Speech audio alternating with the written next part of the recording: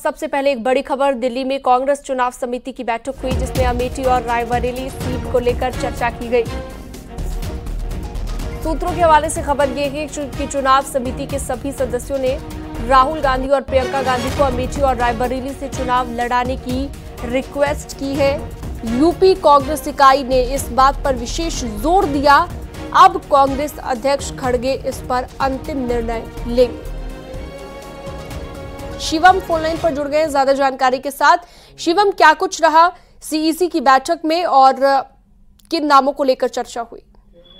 देखिए, कांग्रेस की सीईसी की बैठक आज 7 सीटों पर चर्चा को लेकर थी। पंजाब की 5 सीटें और यूपी की हाई प्रोफाइल सीट अमेठी और रायबरेली पर चर्चा होनी थी। सूत्रों का दावा है कि आज सीईसी की बैठक में सीईसी के तमाम सदस्यों और यूपी कांग्रेस की जो इकाई है उसने राहुल गांधी और प्रियंका गांधी को अमेठी और रायबरेली से लड़ाने के लिए पार्टी नेतृत्व से अपील की है, सीईसी से अपील की है।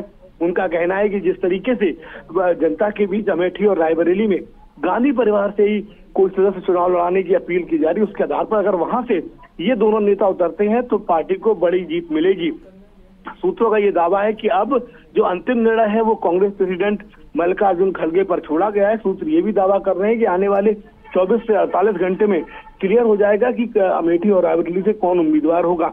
हालांकि इसको लेकर लगभग ये तय माना जा रहा है कि अमेठी से राहुल दावा ठोक सकते हैं और रायबरेली से प्रियंका, क्योंकि पूरी पार्टी की जो यूपी इकाई है वो ये चाहती है ये दोनों नेता लड़े। इससे न सिर्फ उन सीटों पर फायदा होगा बल्कि यूपी में जो कांग्रेस 17 सीटों पर लड़ रही है उन सभी पर पार्टी को बड़ा फायदा होने की उम्मीद है। माना यह जा रहा है कि अगले 24 से 48 घंटे है या तो राहुल और प्रियंका अमेठी रायबरेली से लड़ सकते हैं या फिर राहुल गांधी अमेठी से लड़ सकते हैं, प्रियंका की जगह कोई नया उम्मीदवार हो।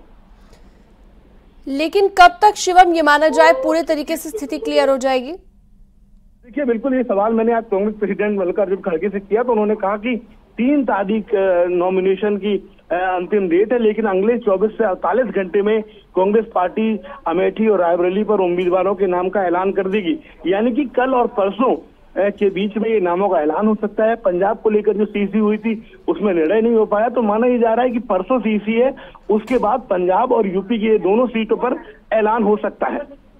ठीक है, बहुत शुक्रिया तमाम जानकारी विस्तार से देने के लिए आपका।